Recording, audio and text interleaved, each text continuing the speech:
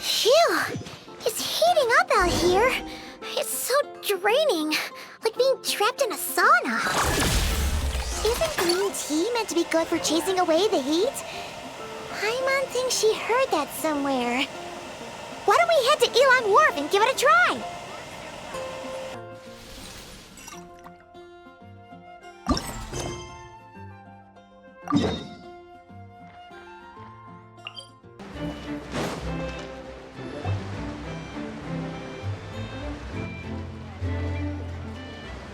Wait, the person drinking tea over there.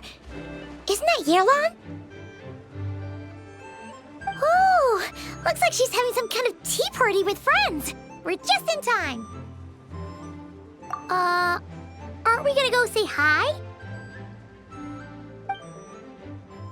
Well, Officer Edler, after all that work, I think we've got them this time. Might take a few days to wrap up things in the field. In the meantime, I think you've earned yourself a break. Much appreciated, Miss Yelan. This case really took it out of me. 13 strongholds. One thieving weasel after another. We rounded up so many people, you almost start to hope a few were innocent, just to balance it out. I'm just glad we finally took down these crooks. Anyway, I'm gonna drop in on that old classmate of mine in Chaoying Village and reminisce about old times. Don't forget to take some tea and dim sum back to your friends at the Maison Gardiennage.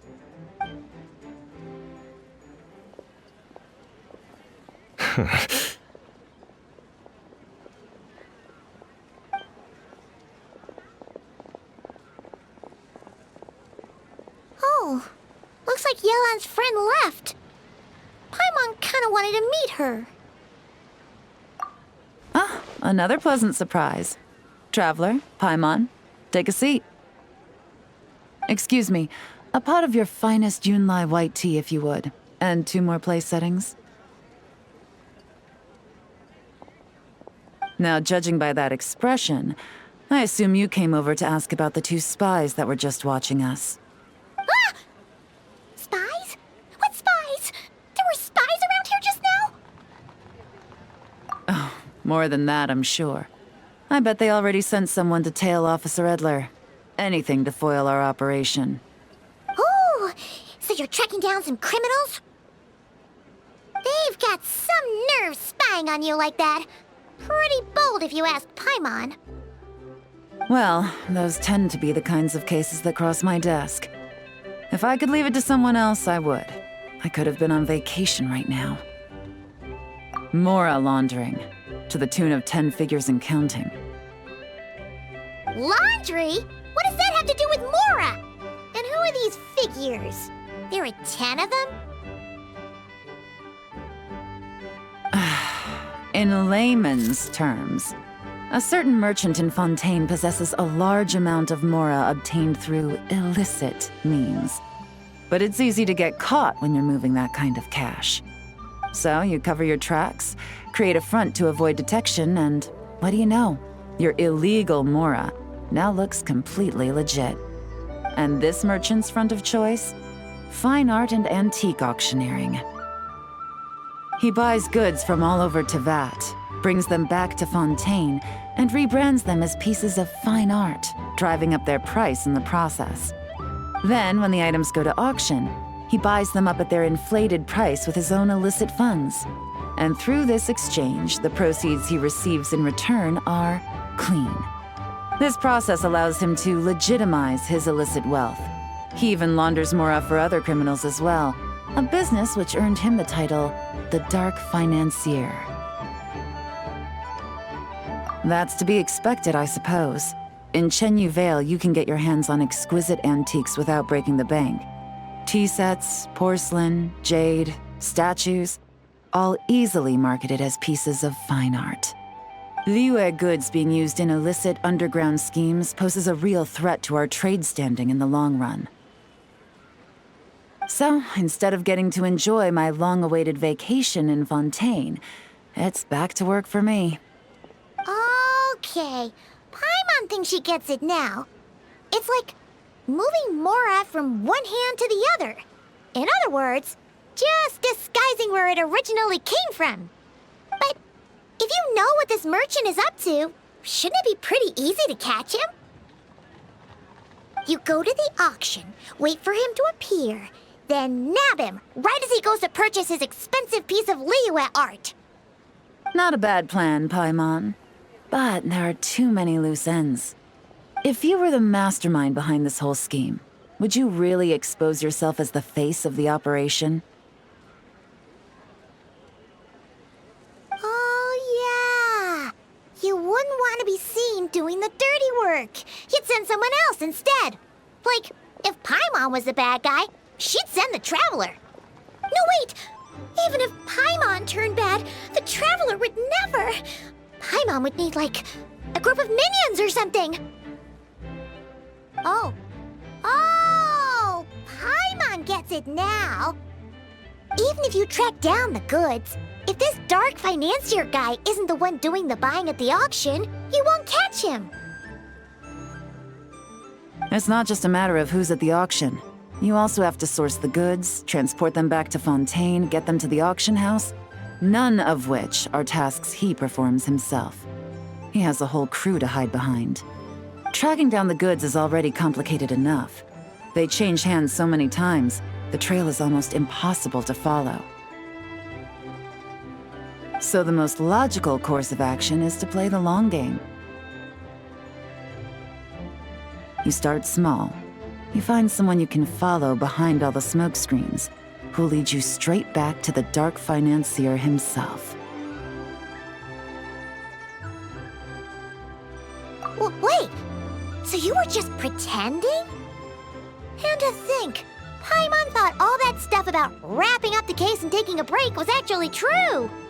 Right you are, Traveler. Working with the Millilith and Officer Edler, we managed to launch attacks on all of the Dark Financier's strongholds, which allowed us to nab most of his crew. Those spies just now were his most important agents, the two people he trusts to have direct contact with him. The first is Corday, a senior member of the Fontaine Antique Association, in charge of auctioning off the goods. And the other is Dodamani, a ship owner from Sumeru and longtime cargo transporter. They're under pressure to salvage the situation, so we let them slip through the cracks on purpose.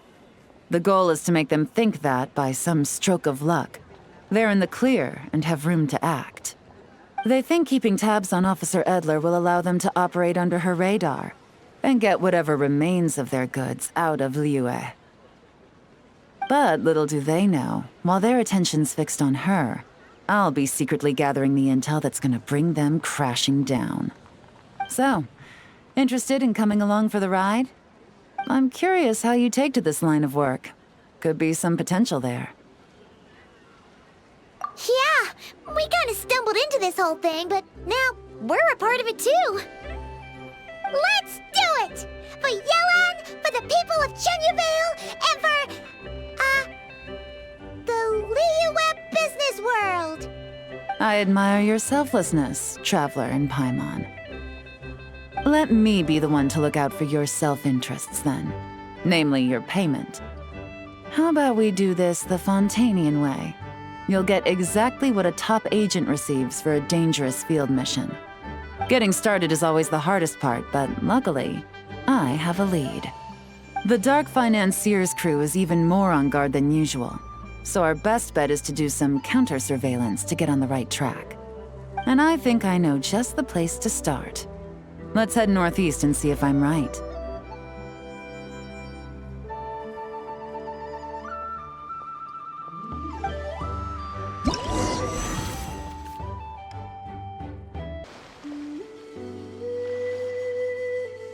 All right, let's start our investigation here.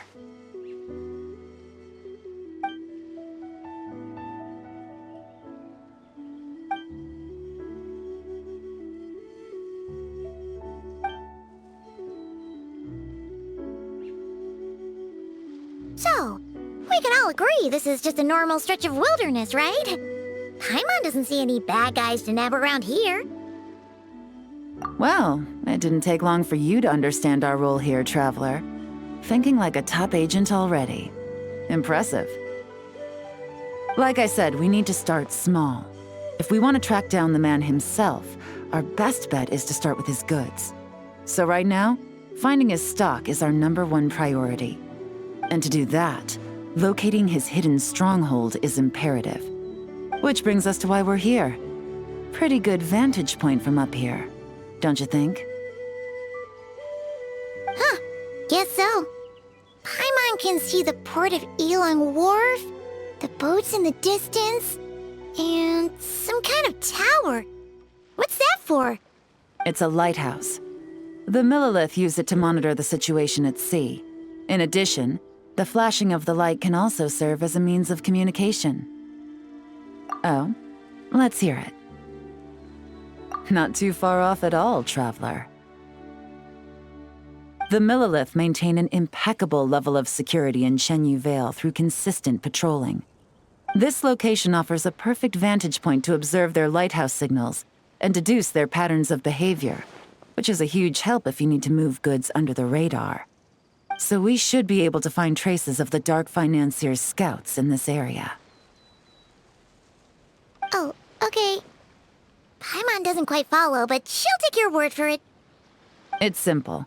Just take this forensic imaging device and investigate the surrounding area. As long as we're meticulous, I'm positive we'll find something.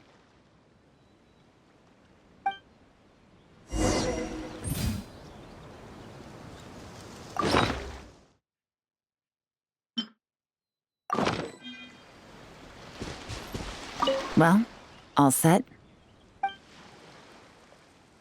Remember, an eye for detail is key. Clues are often hidden in plain sight.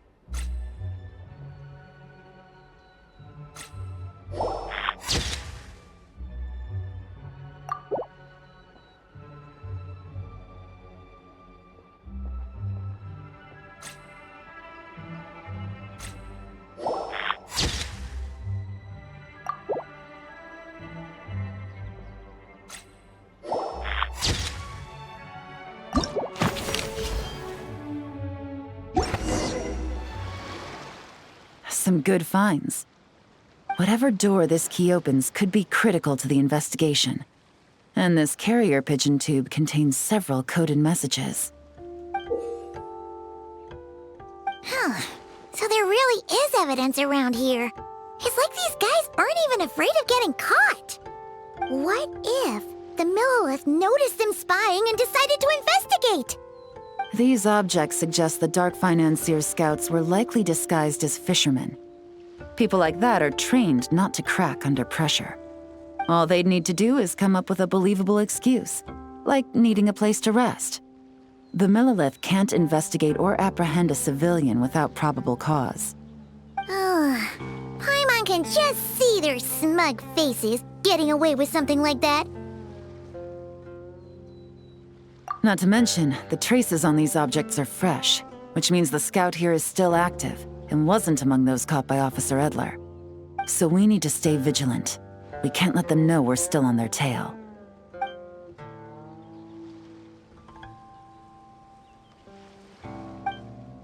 I had a hunch this area was being used as a lookout, and I was right.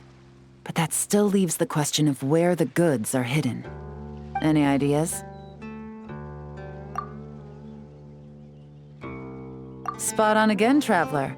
Looks like you don't need anyone to hold your hand when it comes to deductive reasoning. Given a carrier pigeon's speed, the two locations should be close enough to deliver messages quickly. That means the base we're looking for should be within a certain radius. Ruling out areas within line of sight of the lighthouse, as well as places with a lot of foot traffic. That just leaves? The shallows to the north of Mount Mingyuan? That certainly sounds plausible. You have the cover of the mountains, and the advantage of hiding right under the authorities' noses. Well, our next destination is decided then. Let's go.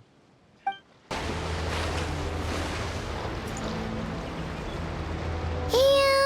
nothing out of the ordinary here, either. That's right.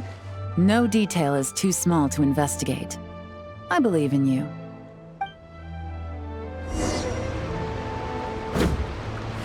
The evidence could be even more well hidden this time. All set? All right. I know you have an eye for detail, so use it to your advantage. You've got this.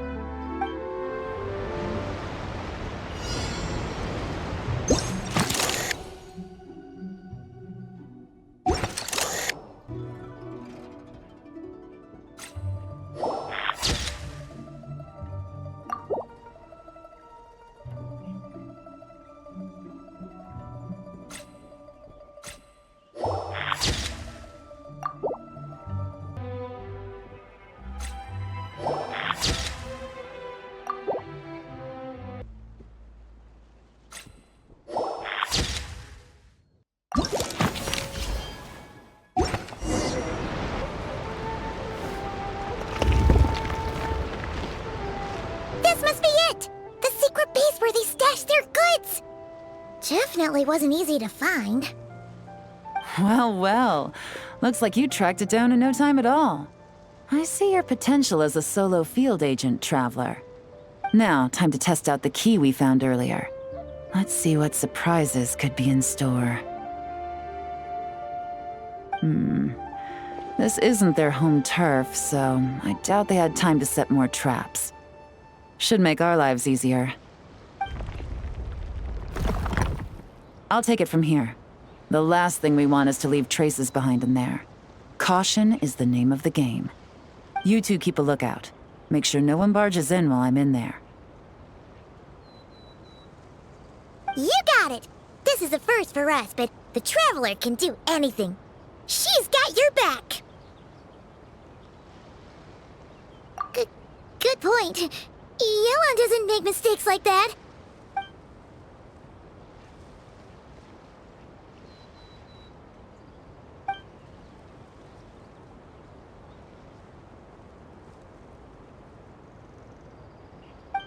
All right, that's done. I've noted the features of all the porcelain items, vases, and teas stored here.